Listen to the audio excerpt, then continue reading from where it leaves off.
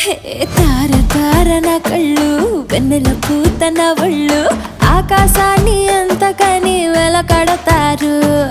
తార తార నా కళ్ళు వెన్నెల పూత నా ఒళ్ళు ఆకాశాన్ని అంతకని వెలకడతారు.